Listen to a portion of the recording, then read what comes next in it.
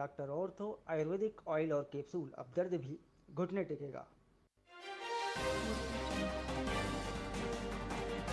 का निधन। राजस्व मंत्री हेमंत मीणा के पिता थे नंदलाल मीणा। अहमदाबाद के निजी अस्पताल में नंदलाल मीणा ने अंतिम सांस ली।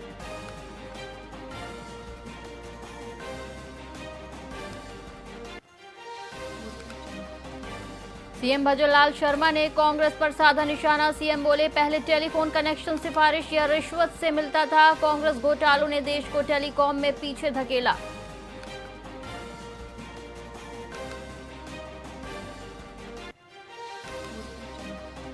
सरकार ने रिपीट की एडहॉक कमेटी। दीनदयाल कुमावत को फिर सौंपी आरसीए की कमान। कमेटी को 27 दिसंबर तक इलेक्शन कराने का निर्देश।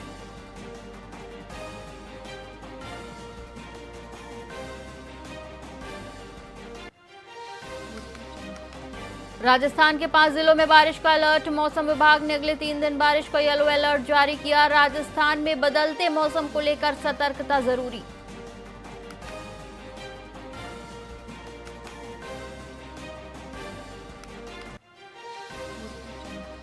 अलवर में 100 बीघा के फार्म हाउस से हटाया अतिक्रमण। दबंग ने किसानों की जमीन पर कर रखा था कब्जा। अतिक्रमण हटाने के लिए प्रशासन ने की कार्रवाई।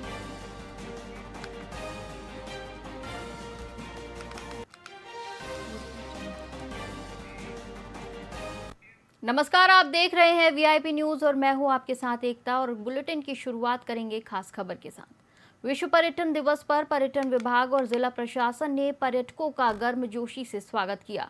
देशनोक करणी माता मंदिर में साफ सफाई अभियान चलाकर परिसर को स्वच्छ किया गया। जूनागढ़ किले में पर्यटकों के लिए राजस्थानी सांस्कृतिक कार्यक्रमों का आयोजन हुआ। कार्यक्रम के अंत में वृक्षारोपण कर हरियाली और पर्यावरण संरक्षण का संदेश दिया गया। संयुक्त निदेशक अनिल राठौड़ ने कहा कि ये पहल पर्यटन और संस्कृति को बढ़ावा देगी। पर्यटन दिवस है, क्या कहना चाहिए? विश्व पर्यटन दिवस पर हम पर्यटन विभाग और जिला प्रशासन की ओर से सभी को हार्दिक शुभकामनाएं देते हैं। और आज हम पर्यटकों का स्वागत कर रहे हैं यहाँ जूनागढ़ में। इस कड़ी के अंदर आज सुबह हमने श्री करणी माता देशनोक के अंदर अपना साफ सफाई का अभियान किया था। इसके पश्चात अभी हम यहाँ पे सांस्कृतिक कार्यक्रम और पारंपरिक तरीके से पर्यटकों का स्वागत कर रहे हैं, माला पहनाकर, तिलक लगाकर, और साथ में राजस्थानी सांस्कृतिक कार्यक्रम यहाँ चल रहा है। इसके पश्चात हम गंगा गवर्नमेंट म्यूजियम है, वहाँ पे अपना कार्यक्रम प्रस्तुत करेंगे। उसके पश्चात हमारे पर्यटक स्वागत केंद्र में वृक्षारोपण का कार्यक्रम है। तो आज का दिन भर का कार्यक्रम। नाम और पद बताएं। अनिल राठौड़, संयुक्त निदेशक पर्यटन विभाग बीकानेर। पर्यटन दिवस है, क्या कहना चाहिए? विश्व पर्यटन दिवस। कोटा के इटावा कस्बे में आदर्श रामलीला संस्थान की ओर से आयोजित मंचन में 78 साल मुस्लिम सेवानिवृत्त शिक्षक अब्दुल शकूर बीते 51 सालों से केवट का किरदार निभा रहे हैं। गंगा पार कर आते प्रभु श्री राम के इस दृश्य में उनका अभिनय देखकर लोग भाव विभोर हो जाते हैं। शकूर रामायण की चौपाइयों और भजनों की प्रस्तुति भी देते हैं। दुर्घटना के बाद भी रामलीला से उनका जुड़ाव बना रहा। अब्दुल शकूर की यह भूमिका हिंदू मुस्लिम एकता और गंगा जमुनी तहजीब की अनूठी मिसाल बन चुकी है। उन्हें लोग प्यार से केवट चाचा कहकर बुलाते हैं।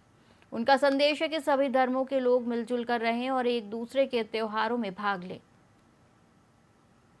शकूर जी महाराज साहब पिछले 51 साल से इटावा की रामलीला में केवट प्रसंग का मंचन कर रहे हैं। उन्हें रामलीला संस्थान के द्वारा जब भी बुलाया जाता है वो निसंकोच होकर रामलीला संस्थान को अपनी सेवा देते हैं। और वर्तमान में उनकी आयु लगभग 78 वर्ष की हो चुकी है। महाराज साहब है वो हमारे गुरुजी भी हैं और एक वो मुस्लिम समुदाय से हैं। वो पिछले 51 साल से रामलीला मंडल इटावा में केवट का रोल कर रहे हैं, जो बड़ा ही मार्मिक है। और उससे सारे समाज और सब व्यक्तियों में ये बहुत ही अच्छा संदेश जाता है कि एक मुस्लिम होते हुए भी वह एक केवट का रोल बड़ी ही सादगी के साथ करते हैं। उनसे आदमी उनकी कला को देखकर भावुक हो जाते हैं। आदर्श रामलीला मंचन जो संस्थान है उसके द्वारा रामलीला का आयोजन हर वर्ष यहाँ पे किया जा रहा है। उसमें लगभग 51 सालों से जो यहाँ के सेवानिवृत्त अध्यापक हैं जो मुस्लिम समाज से आते हैं, श्रीमान अब्दुल शकूर जी महाराज साहब, उनके हमने जो यहाँ पे केवट का रोल अदा करते हैं वो हम लोगों ने उनका सम्मान किया है।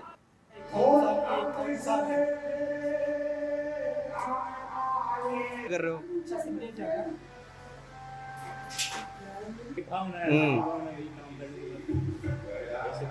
पचास साल से केवल का पाठ कर रहा हूँ और सभी आदमी से ये कहना है कि सभी धर्म के आदमी एक जैसे रहो। बहुत जगह महसूस होता है और सभी से ये कहता हूँ कि सभी आदमी एक जैसे रहो, मतलब कोई परेशानी नहीं। जोधपुर जिले के ग्राम इंद्रोका में 27 सितंबर को गागरून गढ़ साखा दिवस और वीरवर राव अचलदास खींची जयंती समारोह मनाया गया। समारोह का आयोजन ग्राम समिति और वीरवर राय अचलदास खींची फाउंडेशन के संयुक्त तत्वाधान में होगा। कार्यक्रम में कई संत, महात्मा, जनप्रतिनिधि और राजनीतिक हस्तियां शामिल होंगी। इस मौके पर गागरोन साके और वीरवर राव अचलदास खींची के शौर्य को याद किया जाएगा। समारोह में मुख्य वक्ता इतिहास और वीरता की गाथाएं साझा करेंगे। इंद्रोका नाड़वा हितकारिणी समिति एवं अचलदास किसी फाउंडेशन के संयुक्त तत्वाधान में 27 सितंबर 2025 के दिन इंद्रोका ग्राम में गागरून गढ़ साका दिवस का आयोजन किया जा रहा है, जिसमें गागरून के वीरवर शासक अचलदास खींची की जयंती समारोह मनाया जाएगा। इस कार्यक्रम में सेनाचार्य अचलानंद गिरी जी महाराज, महंत प्रताप गिरी जी महाराज एवं नारायण गिरी जी महाराज के पावन सानिध्य में ये कार्यक्रम आयोजित किया जाएगा, जिसमें मुख्य अतिथि के रूप में श्रीमान जोगाराम जी पटेल, संसदीय कार्य एवं विधि मंत्री, एवं श्रीमान राजेंद्र सिंह राठौर, पूर्व नेता प्रतिपक्ष, एवं श्री पुष्पेंद्र सिंह जी राणावत, विधायक बाली एवं रविंद्र सिंह भाटी, लोकप्रिय विधायक सिंह एवं अमीर सिंह भायल विधायक सिवाना उपस्थित रहेंगे। मुख्य वक्ता के रूप में चक्रवर्ती सिंह जी जोजावर एवं शक्ति सिंह जी बांदी उपस्थित रहेंगे। जोधपुर में नगर निगम दक्षिण 29 और 30 सितंबर को गांधी मैदान में निशुल्क गरबा महोत्सव आयोजित करेगा। महापौर वनीता सेठ ने तैयारियों का जायजा लेते हुए बताया कि प्रवेश के लिए आधार कार्ड अनिवार्य होगा। पंजीकरण प्रक्रिया जारी है और बिना आधार कार्ड के प्रवेश या पंजीकरण नहीं मिलेगा। मां दुर्गा की आराधना के साथ परंपरागत डांडिया और बच्चों कपल्स के लिए विशेष कार्यक्रम होंगे। बेस्ट परफॉर्मेंस और आकर्षक परिधानों वाले प्रतिभागियों को पुरस्कार से सम्मानित किया जाएगा। आधार कार्ड इसलिए भी जरूरी है कि जो पार्टिसिपेंट है उनका पता रहे, क्योंकि हमने उनको कहा या तो वो अपने परिवार के साथ आए और या कपल्स आए, तो इसलिए जो गर्ल्स आ रही हैं उनके परिवार को भी पता रहे वो, और हमारे पास भी नंबर रहे कि कौन कौन लोग आ रहे हैं और कितने आ रहे हैं, इसलिए आधार कार्ड जरूरी है। दूसरा क्या होता है कि कई न्यूसेंस लोग आ जाते हैं, तो आधार कार्ड होता है तो उसमें हमको सारी जानकारी रहती है और प्रशासन को भी जानकारी रहती है, क्योंकि पुलिस को भी आगे सारी व्यवस्था करनी है, इसलिए आधार कार्ड। लेह हिंसा मामले में गिरफ्तार पर्यावरण कार्यकर्ता सोनम वांगचुक को कड़ी सुरक्षा के बीच जोधपुर सेंट्रल जेल लाया गया। बता दें कि उन्हें विशेष विमान से लाकर जेल में शिफ्ट किया गया। साथ ही उनकी गिरफ्तारी के बाद सुरक्षा चिंताओं को देखते हुए जोधपुर जेल की सुरक्षा व्यवस्था को और सख्त किया गया है।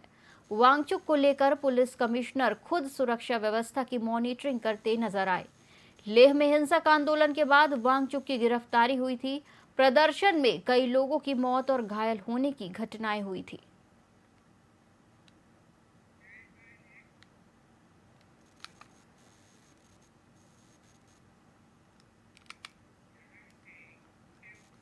बीकानेर के पटेल नगर स्थित राजकीय नेत्रहीन छात्रावासित उच्च माध्यमिक विद्यालय के नए भवन का शिलान्यास और भूमि पूजन किया गया।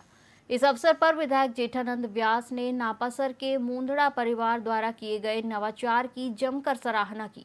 मुंदड़ा परिवार ने पहले 2 करोड़ की लागत से हॉस्पिटल बनाया और अब छात्रावास की नींव रखी है, जहां दृष्टिहीन छात्राओं को सभी आवश्यक सुविधाएं मिलेंगी, जिससे उनके अध्ययन में बड़ी मदद मिलेगी। वहीं विधायिका सिद्धि कुमारी ने भी इस प्रकार के सेवा कार्यों के लिए अन्य भामाशाहों को आगे आने का आह्वान किया। हमारे नापासर के मुंदड़ा जी ने एक बीकानेर में नवाचार किया है, जिसमें 100 करोड़ का एक हॉस्पिटल भी बनाया है और आज यहाँ नींव रखी है। जो अंध बालिकाएं हैं उनके लिए छात्रावास की एक नींव रखी है, क्योंकि हमारी जो बहनें हैं जो अंध है वो कई गरीब परिवारों से आती है, पढ़ना चाहती है, लेकिन वो सुविधाएं नहीं मिलती।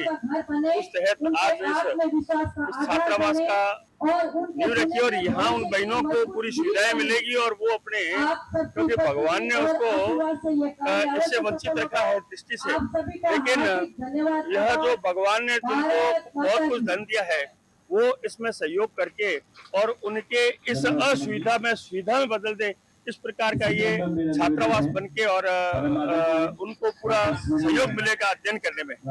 आई थिंक बहुत अच्छी फैसिलिटीज मिलेगी, क्योंकि विधायक का कोटा बहुत कम आता है और भामाशाह का कोटा बहुत ज्यादा आता है। तो जितना ज्यादा भामाशाह देंगे, मुद्रा जी जितना देंगे, उतना इस बिल्डिंग का उद्धार होगा।